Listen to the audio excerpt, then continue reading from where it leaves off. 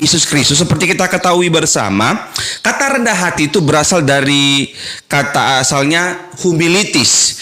Humilities itu artinya humus atau tanah. Jadi saya dan saudara sebagai anak-anak Tuhan senantiasa rendah hati karena kita menyadari bahwa kita ini debu tanah, Bapak Ibu. Iya kan?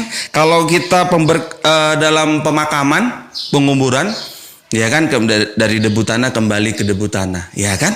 Nah, kalau kita menyadari kita ini humus, ya kan, humilitas tanah, kita ini debu tanah, nggak punya hak kita untuk sombong, saudara, nggak punya hak kita untuk merasa lebih tinggi daripada orang lain.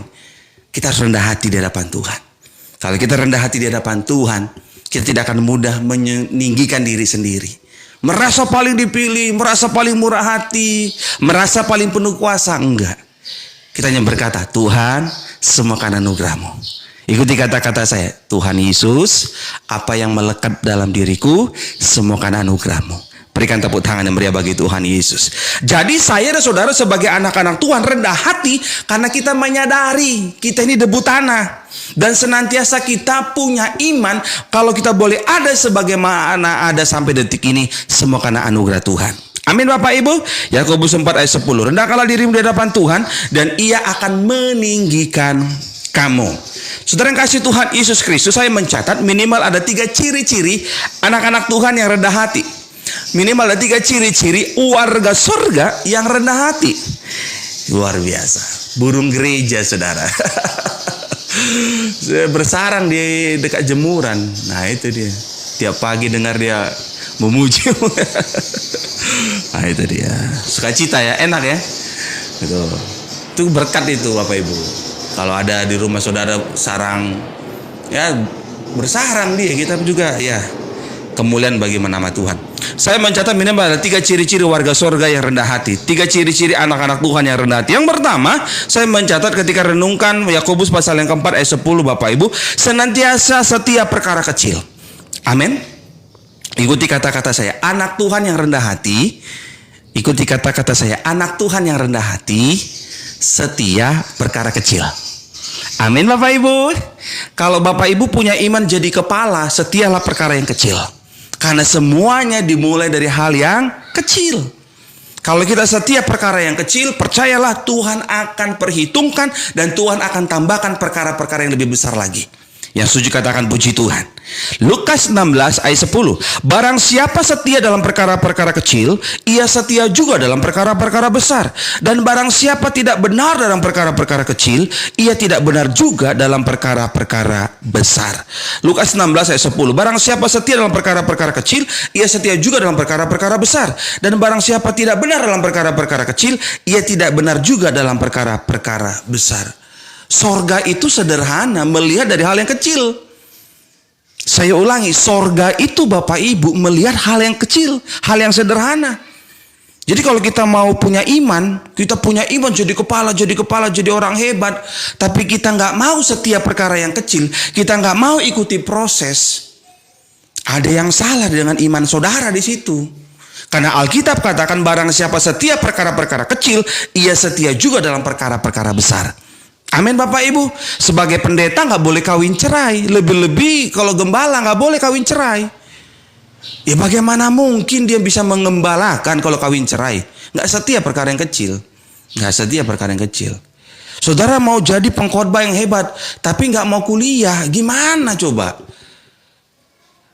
Seorang pilot, saya ilustrasikan, seorang pilot itu bisa layak menerbangkan sebuah pesawat. Itu pun ada tipe-tipe pesawat kan, ada tipe Cessna, ada tipe Boeing, ada tipe Airbus. Itu beda-beda SIM-nya, surat izin mengemudikannya beda-beda. Di training lagi.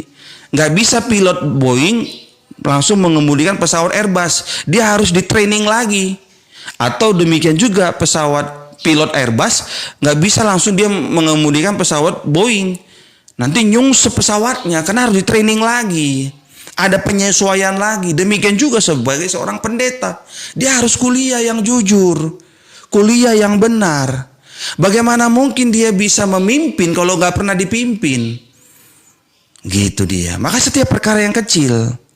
Amin Bapak Ibu. Saudara, ini anak-anak muda punya iman jadi kepala. Tapi dari sekolah ujiannya nyontek.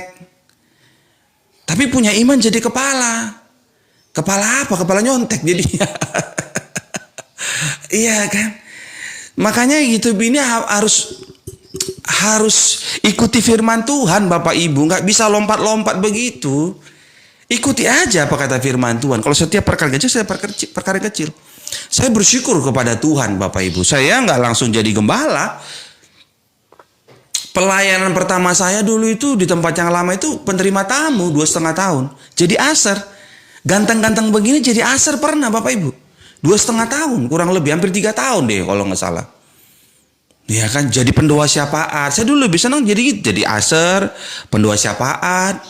Gak suka tampil gitu. Teman-teman saya banyaknya mau jadi WL, teman-teman sangkatan saya. Dan mohon maaf, orang-orang yang ambisi mau jadi WL sampai sekarang nggak tahu di mana. Apa di WL di gereja lain nggak tahu, tapi kayaknya nggak deh. Kerja yang lain jadinya saya lihat. Begitu. Saya enggak lah, penerima tamu, shalom, dari jam 7 pagi sampai jam setengah 8 malam, shalom, begitu, lipat buletin, kita ngalami. Kita lagi suntuk nggak punya uang, bayar uang kos, kita harus senyum, ya kan, pokoknya udah komplit lah. Pernah saya jadi penerima tamu, pendoa syafaat, gitu, terus jadi singar pernah, begitu. Singar itu kan membantu WL, jangan singarnya lebih vokal dari WL. Nah itu repot nanti kan. Padahal kan WL itu kan leadernya singar gitu. Kalau WL singarnya lebih vokal suaranya, tenggelam suara WL-nya, salah. Jadi kita setia perkara yang kecil. Habis jadi singar jadi WL. WL juga begitu, tempatnya kecil-kecil, di jadwal.